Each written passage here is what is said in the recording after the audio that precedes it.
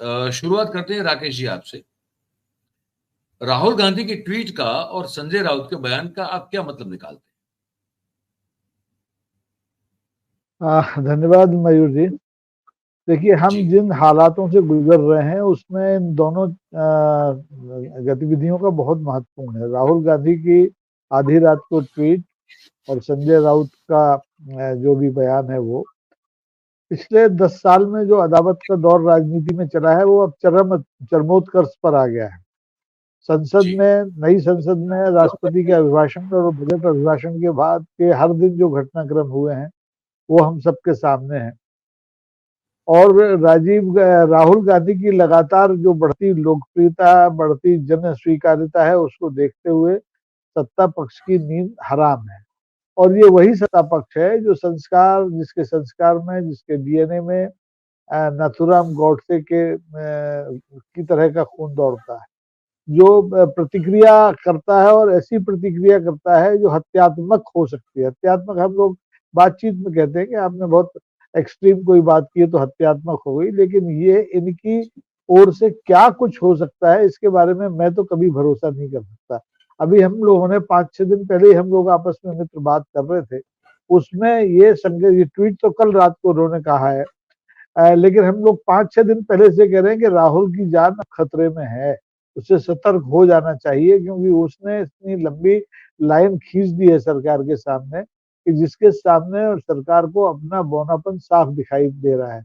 किसी भी मोर्चे पर, बजट का मोर्चा हो, राष्ट्रपति के अभिभाषण का मोर्चा हो, नीट का मामला हो, और सबसे आखिर में जो आज कल जो प्राकृतिक आपदा है उससे निपटने का मामला हो, आप हर जी, मामले में असफल साबित हुए हैं, असंवेदनशील साबित हुए हैं। ना आप हाथरस जा सकते हैं, आप मणिपुर तो जाते ही नहीं है, आप वायनाड भी नहीं जा सकते हैं। तो लगता ऐसा है कि जैसे कि हमारी सरकार इन हिस्सों को, जहां उसकी सरकार नहीं है, केरल हो, चाहे मणिपुर हो, या और कोई दूसरा राज्य हो, झारखंड हो, इसको देश का हिस्सा नहीं मानती है।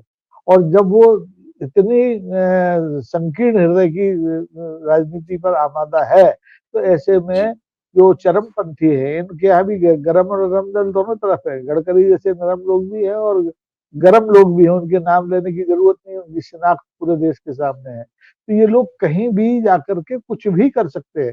इनकी हताशा इस देश की राजनीति को खून में डुबो सकती है, इस बात से कोई इनकार नहीं कर सकता समझदार आदमी। बाकी ये लोग तो कहेंगे कि नहीं नहीं, हम तो इस तरह का सोचते ही नहीं है, राहुल गांधी अपनी तरफ से सुरक्षित महसूस कर रहे होंगे, इसलिए आधी रात को उन्होंने बयान दे दिया। लेकिन इन्होंने पिछले 10 साल में जो किया है, राहुल गांधी और उनकी माँ को 18-18 घंटे बैठ के ईडी पहले पूछताछ सीबीआई कर चुकी है। और आज के हालात में अगर उन्होंने कुछ नए जाल बना लिए हों, बुन लिए हों, फंदे डालने में तो माहिर हैं ये लोग, कुछ भी कर सकते हैं। ये अदावत उन्होंने संजय राउत के साथ, संजय राउत भी भुक्तभोगी है, वो भी जेल यात्रा कर चुके हैं इसी राजनीति के चलते। तो पर अभी तक कोई दोष सिद्ध नहीं हुआ जो आरोप उन पर लगाए गए थे। जो आरोप राहुल गांधी पर और उनकी मां पर लगाए गए, नेशनल हेराल्ड वाला मामला हो या और दूसरे मामले हो, किसी में कहीं कोई आरोप सिद्ध नहीं हुआ पिछले 10-11 साल में। लेकिन लगातार उनके गले में एक फंदा लटका के रखा गया है ताकि वो बोलना बंद कर दे, जबकि बोलती इनकी बंद हो रही है। और इनने एडमिट कर लिया है, माननीय प्रधानमंत्री ने तो लगभग रोमांचक स्वर में कहा कि मेरा गला घोटा जा रहा है संसद में।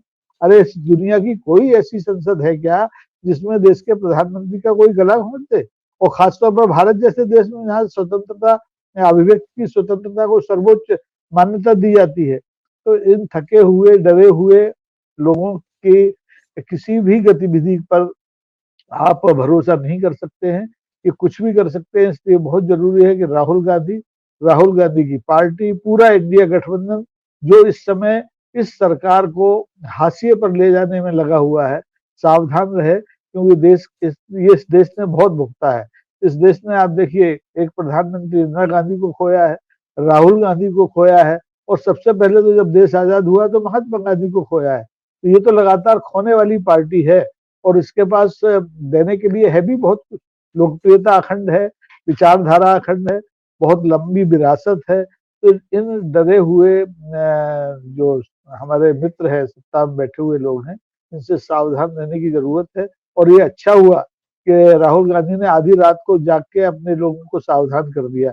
वरना अचानक कुछ होता तो लोग हतप्रभ रह जाते, उसको एक्सीडेंट समझते। लेकिन अब तो ये है कि संकेत मिल गए हैं, और निश्चित तौर पर जैसे आपने कहा है कि ईडी का ही कोई शुभचिंतक उसमें बैठा होगा जिसने राहुल को बताया होगा कि भैया ये होने वाला है। तो संसद 12 तारीख के बाद आप देखेंगे जैसे ही ये बजट सत्र समाप्त होगा, ये सारी गतिविधियां एक साथ शुरू होंगी। ईडी के छापे, सीबीआई गिरफ्तारियां, जमानतें जो रद्द है उनका सिलसिला, और फिर हमले। तो सावधानी की बहुत जरूरत है। बहुत खतरनाक दौर से हम इस समय देश में गुजर रहे हैं।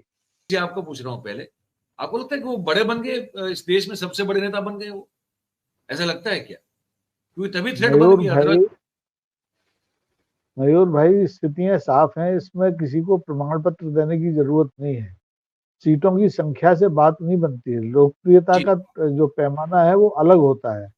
इस समय, इस आज के समय में, आज की तारीख में जब हम बात कर रहे हैं, तो निश्चित तौर पर राहुल गांधी सिर्फ कांग्रेस के ही नहीं बल्कि इस देश के और देश के बाहर भी एक बहुत बड़े नेता बन गए हैं, और उनका जो आभा मंडल है वो पहले से 4 गुना ज्यादा हो गया है। और इसीलिए मुझे बार बार ये आशंका होती है, हमारे जो पूरे कॉन्टिनेंट का, सब कॉन्टिनेंट का हम इतिहास देखते हैं कि जब जब कोई आदमी अपनी चकाचौंध पैदा करने की स्थिति में आता है, जनता उसे अपने सिर पर बिठाने की कोशिश करती है, तो उसके लिए वही गोडसेवादी शक्तियां सक्रिय हो जाती है। पाकिस्तान में देखिए आप, बेनजीर किस तरह से मारी गई।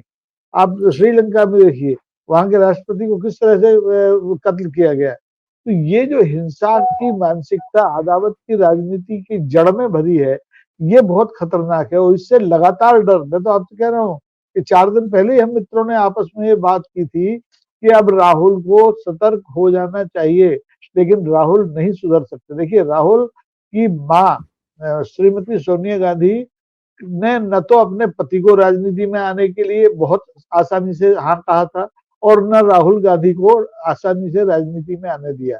वो डरी हुई थी अपनी सास की हत्या से, अपने पति की हत्या से। वो नहीं चाहती थी कि सत्ता से दूर रहिए, समाज की सेवा आपको करना है, पार्टी स्तर पर करिए, आप कैंडिडेट प्रधानमंत्री के मत बनिए। और वो नहीं बने।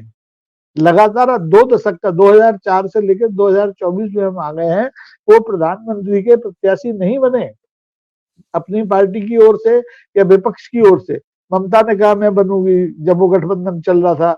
हमारे नीतीश भाई कहते थे कि भाई मैं उम्मीदवार हूँ प्रधानमंत्री पद का सबसे योग्य। तो ऐसे दावे कभी राहुल की तरफ से नहीं आए, लेकिन आज जनता ने अपनी तरफ से उनको अपने कंधे पर उठाकर प्रधानमंत्री से बड़ा कद दे दिया है। तो इसमें राहुल की कोई गलती नहीं है। ये गलती भारत की जनता की है कि वो सत्य की ओर आकर्षित हो गई है। वो झूठ से आज ही जा चुकी है, वो हिंसा की और अदावत की राजनीति से तंग आ चुकी है। उसे एक ऐसा आदमी चाहिए जो उसके दुख दर्द में सीधे हिस्सेदारी करता हो। मणिपुर में आप अगर जाएंगे, मोदी जी तो उनको वहां कोई सैल्यूट करेगा क्या? या हाथरस में 150-200 लोगों की भगदड़ में मौत हो जाएगी और योगी जी भले ही अपना बुलडोजर लिए घूमते रहे, उनको कोई नमस्ते करेगा क्या? आज केरल की जनता जो भारत का ही एक हिस्सा है, इनको क्या इनके लिए दंडवत प्रणाम करेगी? बिल्कुल नहीं करेगी। लेकिन राहुल तमाम विपरीत परिस्थितियों के बावजूद, संसाधनों की कमी के बावजूद जान हथेली पर रखकर सब जगह पहुंचे हैं। मणिपुर तो 2 बार हुआ है।